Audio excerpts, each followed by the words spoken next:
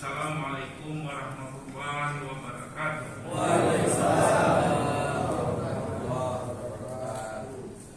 Alhamdulillah, alhamdulillah rabbil alamin. Wassalatu wassalamu ala anbiya wal mursalin.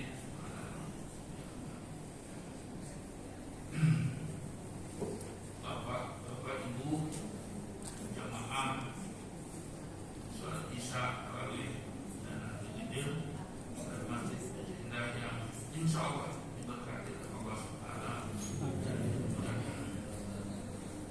Malam hari ini saya mencoba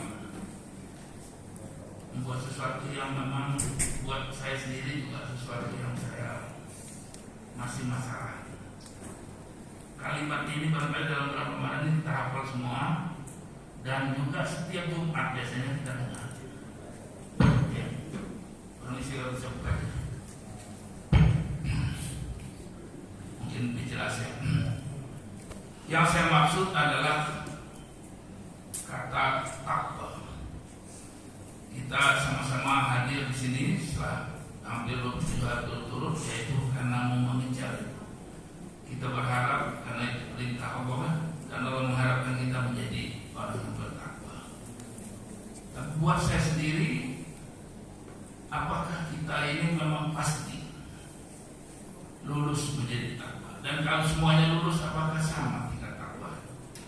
Karena setelah lewat bulan Ramadan ini, tiap Jumat khotib pasti mengingatkan kita harus meningkatkan, menghimbau kita meningkatkan takwa. Artinya takwa itu bukan sesuatu yang final, harus dijaga, dipelihara dan ditingkatkan. Walaupun tiap saya ikutin Jumat pun tidak tahu bagaimana cara meningkatkan itu. Kita dihimbau, tapi saya nggak menangkap bagaimana caranya. Apa sih syarat-syaratnya agar kita bisa mendapatkan takwa yang paling baik? Karena dari kecil saya paling tidak sudah sering dengar bahwa bekal yang paling baik yang akan kita bawa menghadap Allah adalah takwa. Jadi sesuatu yang harus kita urus betul sebetulnya. Apalagi kalau dia memang punya beberapa tingkatan yang saya juga belum tahu berapa tingkat itu takwa. Tapi kita selalu dihimbau agar setiap saat meningkatkan ketakwaan kita itu. Dalam perintah Allah yang kita selalu baca yang oleh imam tadi, yaitu orang yang beriman diwajibkan berpuasa sebagaimana juga orang-orang sebelum kita, supaya bisa la'allahum tattaqun. Jadi kalau di sini sepertinya yang bisa mendapat takwa itu menurut pendapat saya dulu juga adalah orang beriman. Tapi kemudian setelah mulai mendekati Al-Quran, saya ketemu ada juga yang bukan beriman diminta jadi bertakwa, yaitu di surat Al-Baqarah ayat ke-21. Ini kalau saya baca mudah-mudahan tidak salah. Ya ayyuhan nasu ubudu rabbakumul ladzi khalaqakum wal ladzina min qablikum la'allakum tattaqun. Ini juga la'allakum tattaqun. Tapi bukan orang beriman. Artinya seluruh manusia bisa mencapai takwa kalau dia membawa. Karena dalam terjemahan yang tertulis di sini, wahai manusia, ini seluruh manusia, sembahlah Tuhanmu yang telah menciptakan kamu dan orang-orang yang sebelum kamu agar kamu bertakwa. Jadi tanpa berpuasa, kalau dia menyembah Allah sesuai dengan permintaan ini, dijamin juga dia bisa bertakwa. Sedangkan kita yang sudah berpuasa masih juga perlu ditingkatkan. Nah, persoalannya kita begitu penting dan menganggap penting itu sebetulnya menurut kita masing-masing, menurut Al-Quran dan menurut Nabi kita, apa sih ciri-ciri orang sudah menjadi takwa? Kan kita ingin tahu juga teman kita, saudara kita, keluarga kita, dan diri kita, apakah kita sudah mencapai takwa itu? Kalau kita tidak mengetahui ciri-cirinya, nah tentu juga kadang-kadang juga kita tidak bisa yakin atau masih mengira-ngira. Al-Quran ini begitu dibuka, ternyata pertama kali sudah menyebut kalimat takwa itu. Ya, ini saya belum mulai baca-baca Al-Quran. Nah, di surah Al-Baqarah yang pertama kali dia menyampaikan satu-satunya kitab yang menurut saya bisa mendeklarasi dirinya suatu buku yang tidak diragukan. Dia bilang, ini firman Allah, "Zalikal kitabul la raiba fihi hudal lil muttaqin." ini kalau diterjemahkan, kita pokoknya tidak ada keraguan padanya petunjuk bagi mereka yang bertakwa. Jadi di Quran ini jelas betul ini petunjuk bagi orang bertakwa. Kalau nggak bertakwa nggak menjadi petunjuk. Ini yang membuatnya begitu. Nah, inilah yang saya juga menjawab menarik untuk kita agar kita mau mendapatkan petunjuk dari Al-Quran ini ada syaratnya. Kita harus bertakwa. Kemudian dia jelaskan lagi siapa itu menurut dia bertakwa. Nah ini allazina yu'minuna bil ghaibi wa yuqimuna ash-sholata wa mimma razaqnahum yunfiqun. Wallazina yu'minuna bima unzila ilaika wa ma unzila min qablik wa bil akhirati hum yuqinun. Nah, jadi ini jelas memang di sini karena syarat sudah disyaratkan bertakwa. Ini mulai dari pertama iman kepada Allah. Jadi allazina yu'minuna bil ghaib kepada yang gaib. Nah, kalau kita yang paling gaib itu Allah. Wa yuqimuna ash-shalah, ini juga melaksanakan sholat. Wa mimma razaqnahum yunfiqun, dan juga membagikan rezeki yang kami berikan. Jadi ini kalau tetap langkah ini kita tidak masuk, menurut saya ini Quran mengatakan belum masuk tetap. Tapi ini barangkali adalah halaman pertama yang paling dasar tentang takwa itu dijelaskan untuk pertama kali minimal itu, dan juga yang disebutkan juga mempercayai kitab Al-Quran yang sendiri. Memang tidak mungkin kita menjadi petunjuk kalau tidak percaya, dan kitab-kitab sebelumnya yang diturunkan sebelumnya. Nah, jadi menurut saya ya kita sekarang bisa juga mengira-ngira apakah kita punya iman kepada yang gaib ini. Tingkatan kan beda-beda, sehingga ada orang juga masih ada yang syirik, ada yang masih syirik halus. Begitu juga melaksanakan sholat. Nah, kalau sudah sholat dibahas mulai dari sholat wajib sampai sholat sunnah. Nah, ini kita punya rumah ibadah. Alhamdulillah saya sendiri termasuk yang luar biasa tertariknya.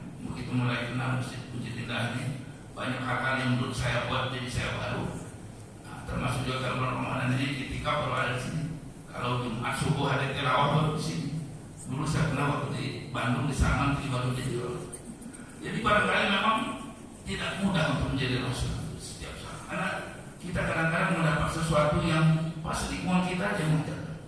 Seperti ada Pak Pernah bilang, setahu dia sekitar kita ini nggak banyak juga yang melakukan sholat tilawah, melakukan itikaf di bulan Ramadan, walaupun itikafnya sudah ibu kota.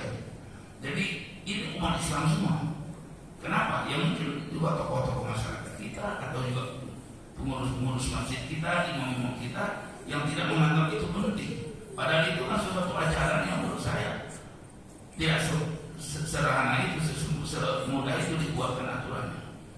Tetapi kemudian setelah kita baca lebih lanjut, ada di saya ingat itu di kalau nggak salah di surat Al-Imran.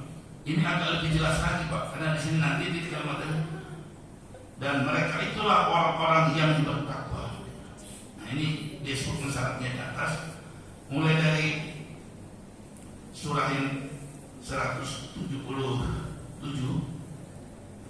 Ini kalau saya baca terima, kalau baca ayatnya panjang. Saya kira mudah-mudahan kita bisa ikuti nanti di karena dia surat Al-Imran ayat yang 177. Kebajikan itu bukanlah menghadapkan wajahmu ke arah timur dan ke barat, tetapi kebajikan itu ialah orang yang beriman kepada Allah, hari-hari akhir, malaikat, kitab-kitab, nabi-nabi, dan memberikan harta yang dicintai. Kalau tadi hanya harta yang diberikan, sekarang ada tambahan.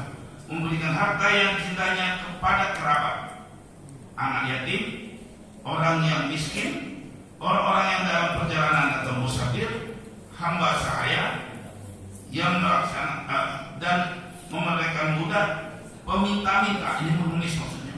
Jadi kalau tadi hanya disarankan membagikan sebagian rezeki yang kami berikan, di Al-Imran yang 177 lebih jelas lagi, lebih clear lagi kepada siapa yang diberikan, yang apa yang diberikan. Tapi adalah benda yang kita cintai. Yang pertama kerabat, yang kerabat dekat mungkin anak yatim, baru orang miskin, baru orang musafir, terus pengemis, dan juga kalau sekarang mungkin sudah jauh itu membebaskan hamba saya, memerdekakan hamba saya. Setelah itu juga yang melaksanakan sholat, menunaikan zakat. Ini sudah kita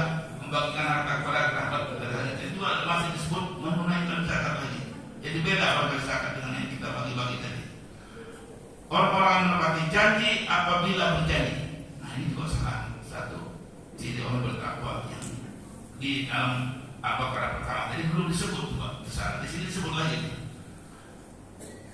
Jadi orang-orang yang menepati janji apabila berjanji dan orang-orang yang sabar dalam kemelaratan, penderitaan juga pada masa peperangan. Mereka itulah orang-orang yang benar dan mereka itulah orang-orang yang bertakwa. Ini al-iman. Jadi kita bisa mengukur kira-kira perjuangan kita selama ini, yang sebetulnya kan setiap tahun kita ini di training 1 bulan ini untuk menjadi takwa. Kenapa Tuhan menjadikan setiap tahun? Menurut saya memang tidak stabil takwa, artinya naik turun, sehingga tiap Jumat pun menjadi kewajiban khotib untuk mengingatkan kepada jemaah Jumat. Ini yang saya maksud, yang saya ingin share juga bersama-sama Bapak Ibu, karena kita sama-sama sekarang lagi menggeluti training ini untuk mencapai takwa. Nah kalau begitu kita perlu banyak sama mempelajari apa aja syarat-syarat takwa. Karena menurut saya ini sesuatu yang agak nggak sederhana. Memang kalau kedengarannya memberikan harta yang dicintai kepada sekian banyak macam. Jadi kalau cuma mau ngasih satu orang aja barangkali belum masuk. Ya kerabat, anak yatim, musafir, lengkap semua. Nggak mungkin ini tidak perlu kalau hanya ya sekedar contoh. Ini sesuatu yang clear. Harus kita ingat. Kalau dari sekitar kita, kecuali kamu yang rekan muda nggak ada lagi. Selama dia ada tempat kita miskin, musafir segala macam, artinya menjadi kewajiban kita untuk mengukur takwa kita juga. Kita tidak akan meningkat takwa atau kurang ketakwaan kita kalau syarat-syaratnya disebutin. Ini menurut saya, dan ini ada dalam surat Al-Imran. Nah setelah itu kita juga ingin tahu kenapa sih kita juga bersedia menjalankan begitu berat syarat-syaratnya. Karena memang seperti tadi dinyatakan bekal yang paling baik pada takwa, Allah bersama orang takwa, dan selalu disebutkan yang Jannatun Na'im itu, di mana apabila kita bisa berada di situ, dan itu memang disiapkan untuk orang bertakwa, semua keinginan kita dengan mudah bisa diberikan, diadakan. Itulah tandanya kita berada di surga. Jadi kalau kita ingin betul mencapai suatu yang baik itu, karena disebut ada di surat lagi yang lain itu saya lupa, bahwa semua kita ini hidup di dunia kan cuma sebentar beberapa saja. Yang paling bagus itu adalah hari akhirat. Itu yang paling baik pertama takwa. Nah kalau kita menginginkan yang baik itu nanti, ya kita harus benar juga dari bawahnya. Nah ini menurut saya termasuk yang jemaah baru di sini, bahwa semua yang mungkin sudah ada di luar dari saya berharap bahwa kita yang berkumpul di sini tiap hari juga akan bertambah terus.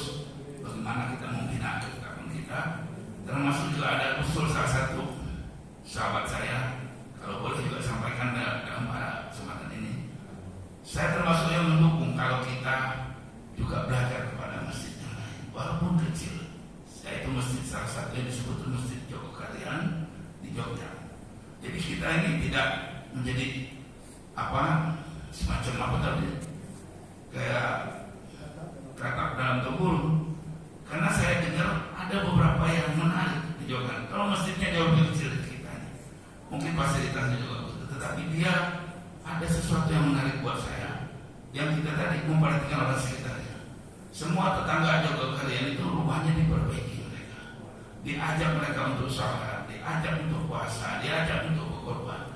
Dan setelah dia ikut itu beri tanda bahwa mereka sudah ikut berjamaah, sudah ikut berkorban, sudah ikut bayar zakat, ada yang sudah haji, ada. Nah, jadi si aktivis masjid cepat mengenal mana rumah yang belum sempat mereka dakwahi. Nah, rumahnya yang bisa diperbaiki, bahkan ditingkatkan income-nya, jangan lupa tambah kamar menjadi unit-unit kamar hotel yang dikelola oleh Jogokarian.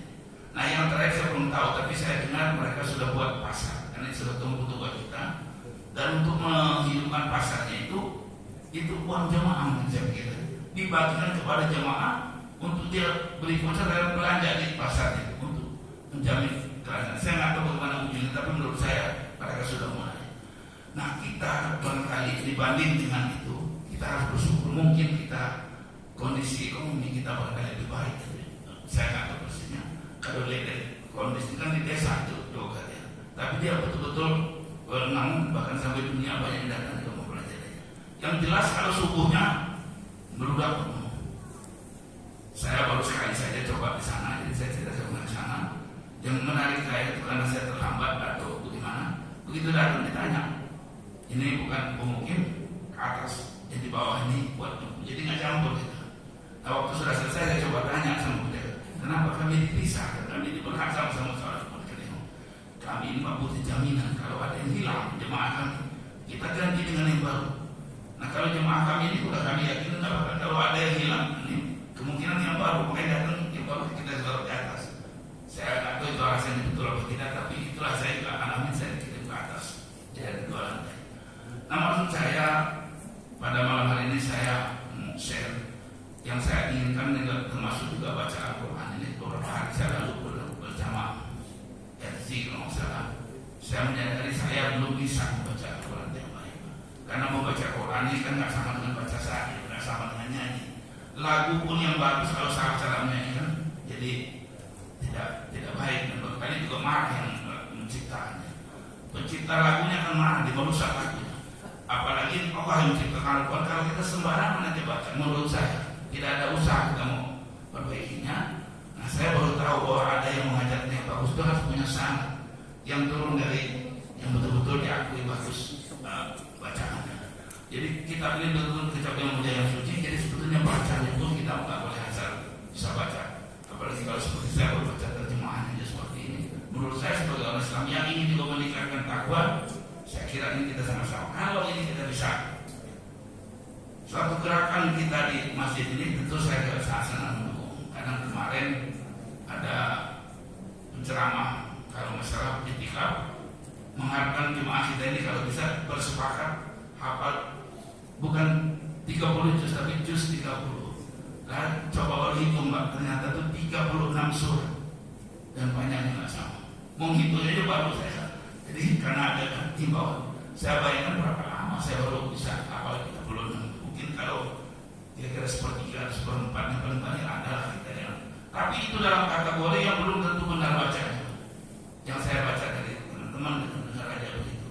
Nah barangkali kita ingin juga dari tahun ke tahun peningkatan dari pelaksanaan ibadah kita, pelaksanaan daripada penghormatan terhadap kitab suci yang kita muliakan ini, ya kita sama-sama menjalankan.